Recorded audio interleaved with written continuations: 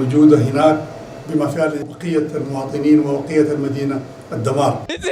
هاجر السودان أب تاريخ رياضو زيت فلت زسكح كحفظ أمت التانا قدلام زوبا قرن أفريقيا بناي وساي حالتات كابز حمزنا وحمتات جيرولهم تفتراوي هافتو السودان تقوح وحزل لحبرات عرب إماراتس كابو السودان وركي ناق حاتت بأنصار دمام ناب السودان دروناتن أصواراتن بمملاس شاف كانت في سميازلام سكاي نيوز استبال أمريكاوي مع خلزينا كابس اللي حالتات هزوس دقف رخيبيو بزبلو حبريتا مسارات حبرات عرب إماراتس أب السودان تكايدونا وركي مقوح نتي حدحدا وكنات كقادة حاوي تسدد مهلاوا عرقا قيسولهم معوغبي سدتنياتات قربيت هاجر زنبر السودان أبزحز أوان زيغاتاتا نموت تساليفهم صبي الله خوين الله عالم كبس حلات تسوي عزل السودان أب حانت سحايل علي سلستشو حنوصهان انت جفجفو على خلق زبالة هاجر يلن حزب تقراي أب العلي الجنوسايد انتفز أملو حانت سقوم تزي وسادة ودب حبرات هاجرات أب قداي سودان تأكيب كوان تزتين حزب السودان جن زور دوزولو موت جن كدحنو آيخ ألانيوم. It is clear that we have not only a Sudanese problem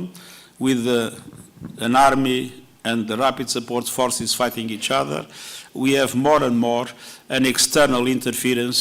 that undermines the possibility to a ceasefire and to a political solution. Sudan نمبر سرسي جزي خنات حديات كأجزلام. Sudan أب تاريكا أتيز خف زبال حلقيت زأنجدت الأوان جن أتينا حزي حدا وكناتهم. مسجب سينا نوي حجزي تاريكا متسر زلوا Sudan أب أقواس أوروبيان 10 حمشتن كسب 10 7 خلتن فلاماي ناي حد خنات أتأنا جدعان رام. كسب حزي بوت هدراوي مفن كلا منجستي ناي منجستي مكيارات زجبر الله زلوا Sudan على بشرنا بسلطان كمس أون 10 شوعات عمت حدا وخنات بمكياد دبو السودان إلى استسيمت حجر كتوالد خيلايام دحري نعسة شوعة عمتات ناي السودان حدا وخنات سلطان تشبت عمر حسن أحمد البشر عبد هاجر زنبر حدا وخنات بعلي تطو كب آخر ونيرهم بمسارة زيدما عبد دواي كفالة هاجر زنبر محبر سب كم هاجر كأوم نحزب وساني ريفرندم يتغيرونهم أبزح زوان السودان أب حدا وخنات كابت سمد إنه سلست عمتات تقص إرمالهم كروكس السلطان ناب خنات زوسدهم خلت الجنرالات هاجر السودان ناب جهنم قيرو مالهم نتخونات كاب معلتي ناب معلتي أزيونا خفيز متزلهم بحمدان دقالو حميتي زمرة حسوس دقف زوبار الفاشر ملو بملو زدقات رخينو عبز دقات رن كتماتات دما بالماميت نسان زيجاتات النقط فقط إلهم كاب تمالي قدم تمالي عب السودان زرع زلهم عبارات قلبي بزحات سحبة مالهم كاب إثيوبيا حبرات عربي مرتس دقف كم زجبرة لزجلاز الجنرال حمدان دقالو حميتي زوبا دارفورن الفاشرن مقوس عرسعب مراحة جبسن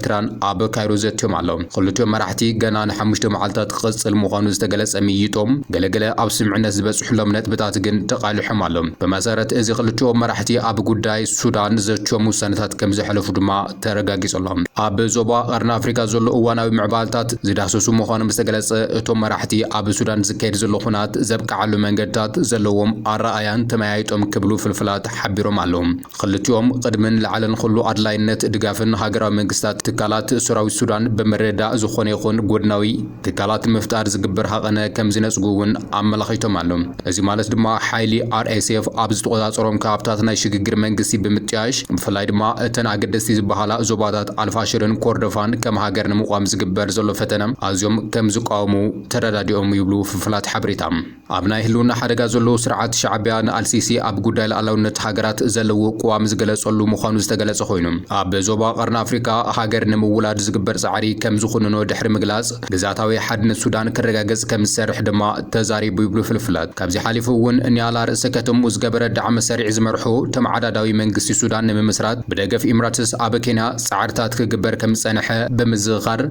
مرحتي كايرون عاصمران نزي كم سنسجو يوم عمل خيتهم زلهم مبادئ أساسية تعتمد على احترام سيادة السودان واستقلال السودان ووجود مناخ ملائم للشعب السوداني حتى ينتقل إلى بر الأمان.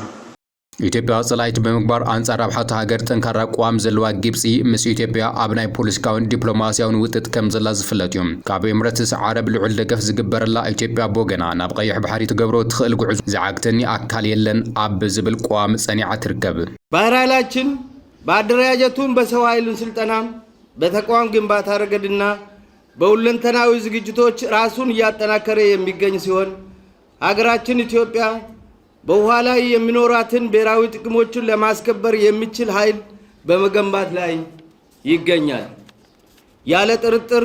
የባህር በር ይኖረናል።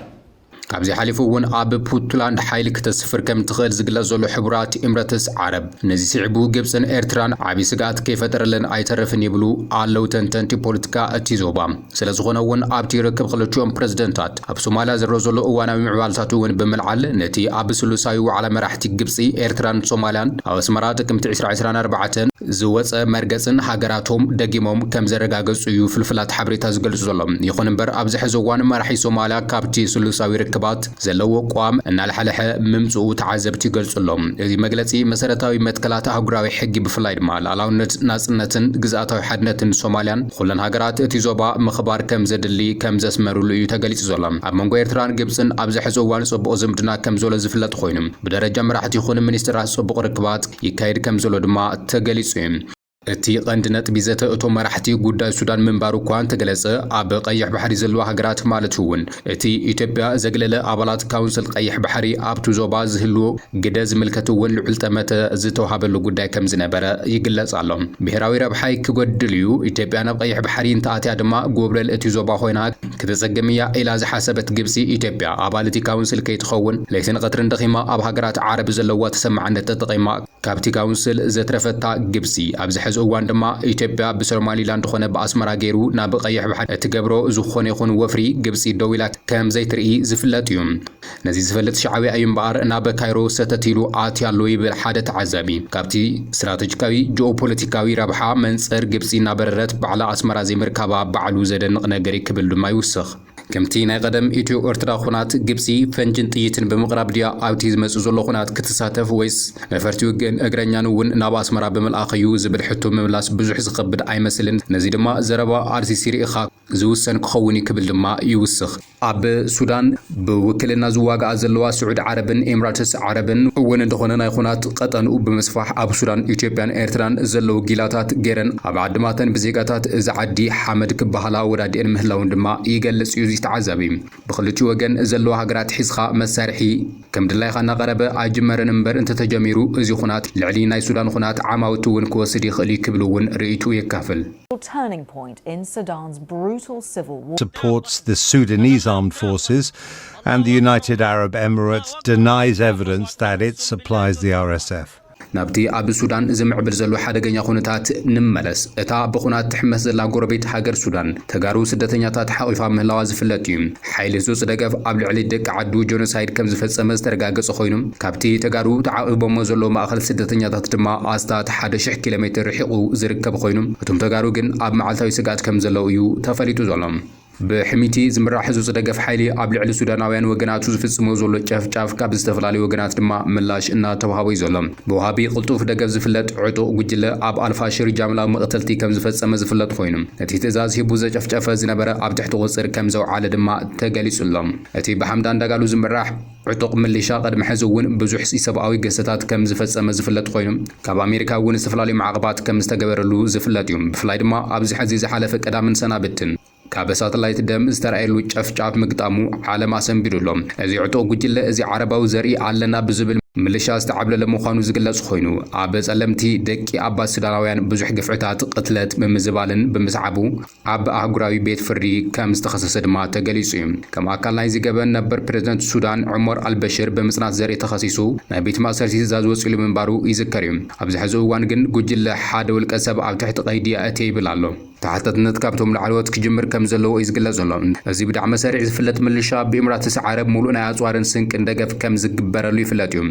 እቶም ሓይልታት ዳዕመ ሰሪዕ ኣብ አልፋሽር ሰላማውያን ሰባት እናቐተሉ ዘርኢ ቪድዮታት ዝተፈላለዩ ማዕከላት ዜና እናተቐባበላ ይጽብጽቦ እየን ዘለዋ ሓይልታት ዳዕመ ሰሪዕ ኣብታ ኣብ ቀረባ ግዜ ዝሓዝዋ ኣብ ምዕራብ ሱዳን ትርከብ አልፋሽር ኣብ ልዕሊ ብረት ዝሓዙ ሰባት ቅትለት ከም ዝፈጸሙ ቢቢሲ ብምርምርን ምጽራይን ኣረጋጊጸለኹ ይብል ሓይልታት ዳዕመ ሰሪዕን ሰራዊት ሱዳንን ዝሓለፈ ክልተ ዓማውቲ ኣብ ድቅ ዝበለ ኩናት ሕድሕድ ተጸሚዶም ከም ዝነበሩን ዳዕመ ሰሪዕ ድማ ንአልፋሽር ንነዊሕ ኣዋርሕ ኣብ ሙሉእ ክርድና ኣእትዩ ድሕሪ ምጽናዕ ኣብ ዝሓለፈ ቀዳመ ሰንበት ኣብ ትሕቲ ቁፅሩ ድሕሪ ምእታው ኣብ ልዕሊ ሰላማውያን ሰባት ግፍዕን ቅትለትን እናፈጸመ ዘርኢ ምስልታት ወፂሎም ኣዋሃዲ ሕቡራት ሃገራት ኣብ ሱዳን ብረቡዕ ምስ ቢቢሲ ኣብ ዝገበሮ ቃለ መሕተት ዝእመን ናይ ቅትለት ጸብጻባት ይመጸና ኣሎ ክትብል ገሊጻ ነይራ። ይኹን እምበር ቀንዲ ኣማኻሪት ዕጡቕ ጉጅለ ኤምራን ዓብደላ ዝተባሃለ ኣካል ነቲ ሰራዊት ዳዕመ ሰሪዕ ኣብ ልዕሊ ሰላማውያን ሰባት ቅትለት ይፍጽሙ ኣለዉ ዝብል ክሲ ነጺጉ ኣሎም። ሰራዊት ሱዳን ዕጡቓት ዳዕመ ሰሪዕን ኣብ 2023 ኣቆጻጽራ ኣውሮፓውያን ናብ ኩናት ካብ ዘምርሑ ክሳብ ሕዚ ኣስታት 150,000 ሰላማውያን ሰባት ክቐትሉን ከሎም ልዕሊ 12 ሚልዮን ሰባት ካብ ቤት ንብረቶም ከፈናቐሉ ከም ዝተገደዱ ጸብጻባት የመላኽቱሎም። ኣዋሃዲ ሕቡራት ሃገራት ሱዳን ደኒስ ብራውን ምስ ቢቢሲ ኣብ ዘካየዶ ቃለ መሕተት ዳዕመ ሰሪዕ ናብ ከተማ ኣልፋሽር ካብ ዝኣትዉ ንድሓር ኣብታ ከተማ ሰባት ብፍላይ ድማ ዝተዓጠቑ ደቂ ተባዕትዮ ብጅምላ ይቐትሉ ከም ዘለዉ እዩ ኣረጋጊጹ ዘሎ። እዚ ድማ ኣንጻር ብረዚ ሓዙ ሰባት ምቕታልን ንሰላማውያን ሰባት ከም ምሩኻት መሓዝን ብመሰረት ውዕሊ ጀኔቫ ከም ገበን ኩናት ከም ዝሕሰብ እዩ ተፈሊጡ ዘሎ። ብዙሓት ቪድዮታት ከም ዝመላኽትዎ እንተኾይኑ እቲ ቅትለት ኣብ ዶራውን ሑፃ ዝበዝሖን ካብ ከተማ ርሕቕ ኣብ ዝበለ ቦታ ዝተፈጸመ ከም ዝኾነ እዩ። እቲ ቅትለት ዝተፈጸመሉ ቀንዲ ቦታ ምፍላጥ ግን ኣጸጋሚ ኮይኑሎም እንተኾነ ብረት ዝዓጠቑ ሰባት ኣብ ሓደ ዩኒቨርሲቲ እናተቐተሉ እንከለዉ ዘርኢ ቪድዮ ግን እቲ ቦታ ኣበይ ምዃኑ ክንፈልጥ ኽኢልና ኢና ይብል ቢቢሲ። ኣብቲ ቪድዮ ብረት ዝዓጠቐ ሰብ ኣብ ጥቓ ልዕሊ 10 ዝኾኑ ሬሳታት ኮፍ ኢሉ ይርአ። እቲ ቪድዮ ምስ ቀጸለ እቲ ብረት ዝሓዘ መንእሰይ ናብቲ ብረት ሒዙ ዝስዕቦ ዝነበረ ሰብ እናጠመተ ይርኢ እሞ ብድሕሪ እዚ እቲ ብረት ሒዙ ዝነበረ ሓንቲ ጥይት ተኩሱ ይሃርሞ ኣብ መሬት ድማ ተሰጢሑ እዩ። ካልኦት ብርክት ዝበሉ ተመሳሳሊ ቪድዮታት ድማ ኣብ ማሕበራዊ ሚድያታት ተዘርጊሖም እናተቐባበልዎም ይርከቡ። እንተኾነ ግና እቲ ቪድዮ ኣብ በረኻ ዝኾነ ንምልክት ክወስድ ዝኽእል ነገራት ስለ ዘይረኣዮ ብርግጽ ኣበይ ቦታ ከም ዝተፈጸመ ንምርኣይ ኣጸጋሚ ይብል ቢቢሲ ኣብ ጸብጻቡ። ኣብ ቀረባ መዓልትታት ኣብ ከተማ ኣልፋሽር ንሓደ ኣብ ብዙሓት ሰባት እናቐተለን ከሎ ኣብ ዘርኢ ቪድዮ ዝተረኣየ ሓደ ሰብ መንነቱ ክፍለጥ ከም ዝተኻእለ ድማ ተገሊጹሎም። እቲ ዕጡቕ ጀነራል ዝተባህለ ኣብ ትሕቲ ቁጽሪ ከም ዝኣተወ ድማ ተገሊጹሎም። ዋላ እኳ ኣብ ዝሓለፈ ኣዋርሕ ሰራዊት ሱዳን ኣብ ርእሰ ከተማ ካርቱም ትርከቡ ሓያሎ ቦታታት ካብ ኢድ ዕጡቓት ዳዕመ ሰሪዕ መንዚዑ መንባሩ ዝተገለጸ እንትኾነ በዚ መሰረት ሰራዊት ሱዳን ንዝገፍሐ ሰሜንን ምብራቕን ሱዳን ክቆጻጸር ከም ዝኽኣለ እዩ ተገሊጹ ዘሎ። ዳዕመ ሰሪዕ ድማ ኣብ ምዕራብ ሱዳን ዳርጋ ንኹሉ ክፋላት ዞባታት ዳርፉርን ኮርዶፋን ሒዙ ከም ዘሎ ተፈሊጡሎም። እቲ ቀንዲ መበቀል ዳዕመ ሰሪዕ ዝኾነ ዕጡቕ ጃንጃዊድ ካብ 2003 ክሳብ 2005 ኣቆጻጽራ ኣውሮፓውያን ኣብ ዞባ ዳርፉር ዓሌታዊ ቅትለት ከም ዝፈጸመ ይኽሰስ እዩ። መብዛሕትኦም እቶም ቅትለታት ድማ ጃንጃዊድ ዝነበሩ ምስ ዳዕመ ሰሪዕ ዓጢቖን ከም ዘሎ እዩ ዝእመን ዘሎ። ሰራዊት ሱዳን እታ ሓንቲ ኣብ ምዕራብ ሱዳን መርገጺ እግሩ ዝነበረት ከተማ ኣልፋሽር እያ ነይራ። ሕዚ ግና ንሳ እውን ብዳዕመ ሰሪዕ ዝተመንዝዓ